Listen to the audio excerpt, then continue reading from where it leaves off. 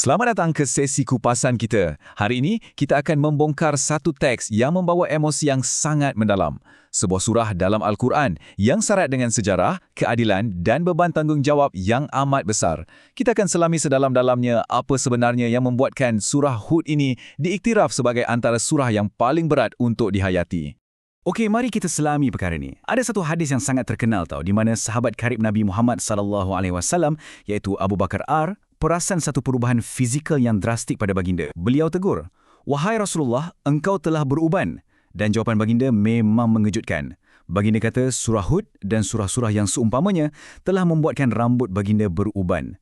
Maksudnya di sini, ia bukan sekadar kiasan tapi ayat-ayat ini betul-betul beri kesan secara fizikal kepada baginda. Jadi, persoalan utama yang kita kena tanya sekarang, apa agaknya yang terkandung dalam surah Hud ni? Mesej jenis apa yang terlalu berat sampai ia mampu menua dan mengubankan fizikal seorang Rasul? Jawapan kepada misteri ini sebenarnya akan merungkai pemahaman kita tentang apa erti sebenar keimanan dan ujian kehidupan. Bahagian pertama, penawar hati Nabi Muhammad. Mari kita lihat konteksnya.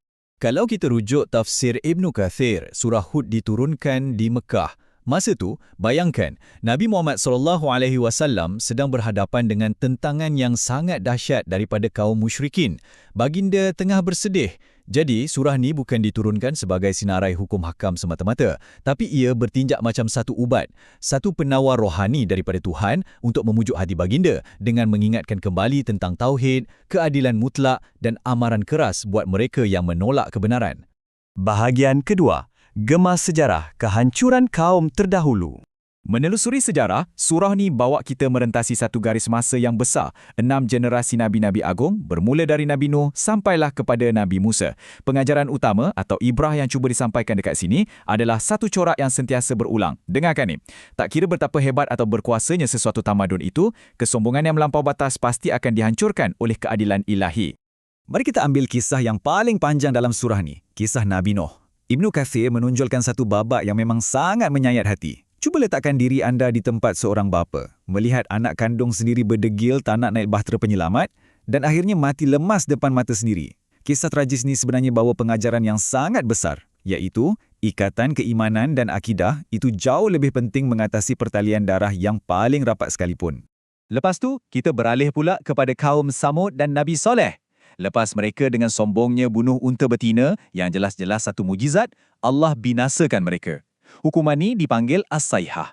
Ia bukan peperangan, bukan tentera yang menyerang. Ia cuma satu pekikan, satu suara jeritan dari langit yang sangat memekakkan telinga yang terus mematikan mereka di dalam rumah mereka sendiri. Keangkuhan berdekad-dekad, musnah dengan hanya satu jeritan.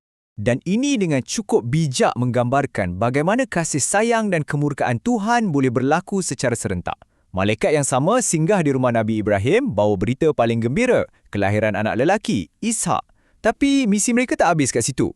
Dalam perjalanan yang sama, malaikat tu terus pergi ke kota kaum Nabi Lut, terbalikkan bumi dan hujani mereka dengan batu dari neraka sebab kerosakan moral mereka yang melampau.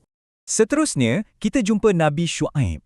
Beliau ni digelar Khatib Al-Anbiya atau pemidato para Nabi. Gelaran ini diberi sebab cara beliau berhujah menentang penipuan ekonomi dan rasuah kaum Madian sangat petah dan logik. Tapi macam biasalah kan, dah bagi amaran jangan tipu timbangan pun mereka masih berdegil. Akibatnya, bumi diterbalikkan dan gempa bumi meranapkan terus tamadun mereka. Di hujung naratif sejarah ni kita jumpa kisah ringkas tapi sangat padat pasal Firaun. Ibn Kathir tafsirkan ayat 98 dengan perbandingan yang sejujurnya agak menakutkan. Dekat dunia ni, Firaun ketua yang bawa kaumnya ke kemuncak kuasa dan kesombongan. Dekat akhirat nanti, dia masih lagi ketua. Tapi kali ni, dia akan berjalan kat depan dan secara harfiah bawa pengikut-pengikutnya terus menjunam ke dalam api neraka. Satu keadilan yang cukup puitis untuk seorang pemimpin yang zalim. Bahagian ketiga, amanah berat di sebalik konsep istiqamah. Kat sinilah kita jumpa jawapan kepada misteri uban Nabi di awal-awal tadi. Ayat 112, maka tetaplah kamu pada jalan yang benar, yakni istiqamah, sebagaimana yang diperintahkan. Inilah di ayatnya. Bayangkan, arahan untuk kekal berada betul-betul di atas landasan yang lurus, istiqamah secara total tanpa menyeleweng walau seinci pun, merupakan satu bebanan psikologi dan spiritual yang teramat berat, sampai ia secara fizikal mengubah warna rambut seorang Nabi. Bahagian keempat, teras teologi kita, rezeki, dosa dan keadilan. Sekarang, apa yang betul-betul menarik tentang ayat ke-6 ini ialah ia selesaikan kegelisahan terbesar manusia, jaminan rezeki secara mutlak. Ibnu Kathir jelaskan, setiap makhluk yang bernyawa dari haiwan di darat sampai ke ikan di lautan paling gelap, semua dah dijamin rezekinya oleh Allah. Tempat tinggal, tempat mati, semuanya dah tertulis. Memahami konsep ini sebenarnya membebaskan kita dari rasa takut tentang kelangsungan hidup setiap hari. Jom kita tengok pula macam mana Tuhan menguruskan kesilapan manusia melalui kisah di sebalik ayat ke-114 ni. Ceritanya macam ni. Ada seorang lelaki buat silap, dia mengucup seorang wanita bukan mahram. Dia rasa sangat menyesal, cari Nabi dan solat bersama. Tuhan tak terus turunkan azab. Sebaliknya, Allah turunkan ayat yang bagi tahu bahawa perbuatan-perbuatan yang baik itu sebenarnya menghapuskan dosa-dosa kecil. Ini satu rahmat Tuhan yang sangat praktikal.